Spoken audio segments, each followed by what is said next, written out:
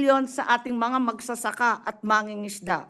Ang suma total na kinaltas sa pinakamahihirap ng ating lipunan ay 94 billion lamang. Universal healthcare was supposed to be prioritized. This is the reason that PhilHealth next year, in clear violation of Section 37 FRA 11223 or the Universal Healthcare Act, which provides the national government subsidy to PhilHealth, is not to be included in the GAA, and instead, PhilHealth will have a zero subsidy next year. Tama nga ba ito o isa na namang himala?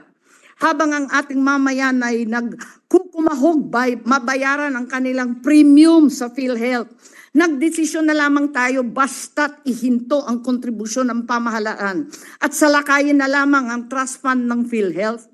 Ngunit ang may dahilan daw